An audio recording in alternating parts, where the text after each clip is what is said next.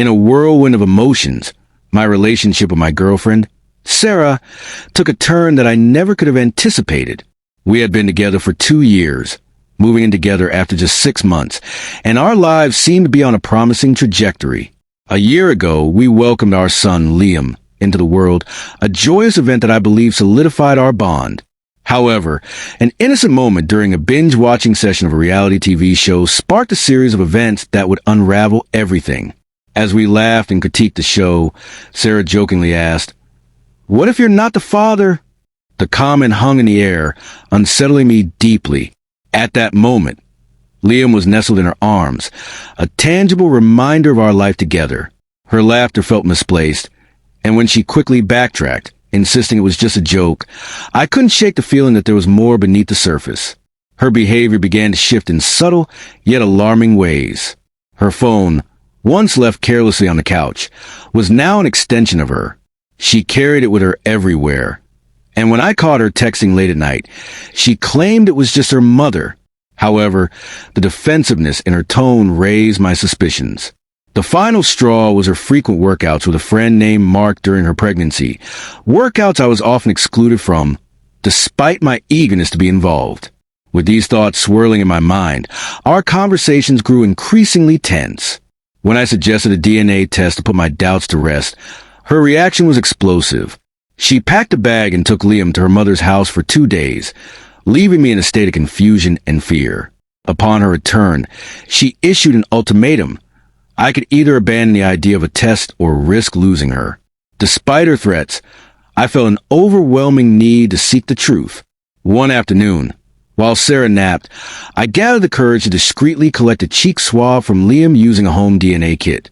I knew I had to know the truth, even if it meant confronting a painful reality. When Sarah discovered the receipt for the test, her fury was palpable. She called me a monster, and in the heat of the moment, I couldn't help but argue that if she had nothing to hide, she wouldn't be so upset.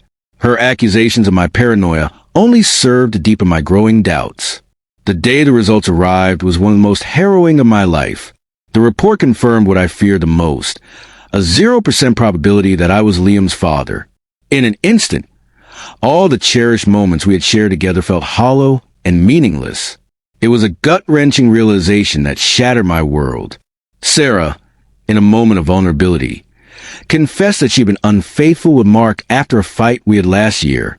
The revelation that I had been deceived while believing I was a father made me feel like the ground had been ripped from beneath me. Despite her pleas for forgiveness and her insistence that I was still Liam's real dad, I knew I had to make a choice. With a heavy heart, I decided to end our relationship and consulted a lawyer about my legal responsibilities. The lawyer reassured me that I could remove my name from Liam's birth certificate, thus freeing me from any child support obligations. It felt like a weight lifting off my shoulders, albeit a heavy and painful one.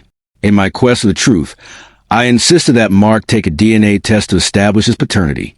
Sarah's desperation was evident as she reached out to me, claiming that Liam missed me and needed his dad. But despite her emotional appeals, I remained resolute in my decision to cut ties. I had to prioritize my well-being and the truth over any lingering feelings of attachment. The court ruling came down in my favor, officially removing my name from the birth certificate and confirming Mark as the biological father.